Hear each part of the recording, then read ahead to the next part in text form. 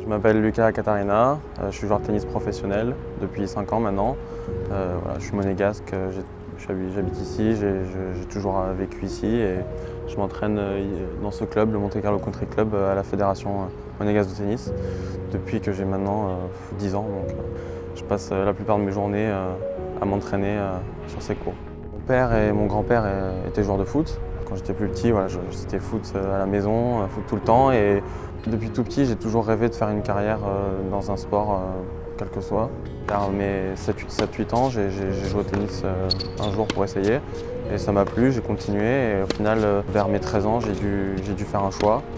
Ça a été, on va dire, le choix du cœur, sans vraiment de raison. C'est le tennis, j'ai voulu continuer là-dedans, je me débrouillais bien. C'est clairement une passion, le sport en général. Vers mes 17-18 ans, quand j'ai passé mon bac, etc., où j'ai vraiment su que je voulais faire ça et me consacrer au circuit, voyager tout le temps et voilà, vraiment faire mon métier.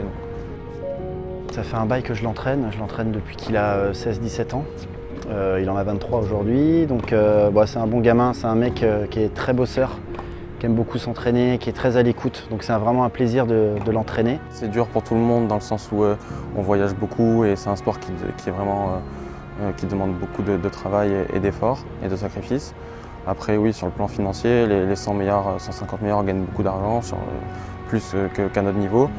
Voilà, moi j'ai la chance d'être très soutenu par la Fédé et le comité olympique monégasque aussi, et notamment d'autres sponsors voilà, qui me suivent au quotidien. Et sans eux, ça serait différent, mais c'est des sacrifices à faire pour arriver au plus haut niveau. Donc. Alors il a du Andy Murray dans le caractère aussi, pas toujours très content, pas toujours très satisfait de lui, assez perfectionniste, qui pose beaucoup de questions et qui aime bien avoir du coup des réponses. Des monégasques, on n'est pas beaucoup, donc je suis toujours très fier de voir le drapeau sur les tableaux et faire le maximum de montrer qu'on est petit, mais on a aussi du sport. J'ai eu 2 années un peu plus compliquées où mon classement s'est stabilisé. Les sports individuels encore plus, je pense, ne sont pas toujours faciles et les progressions sont des fois un peu toujours vers le haut.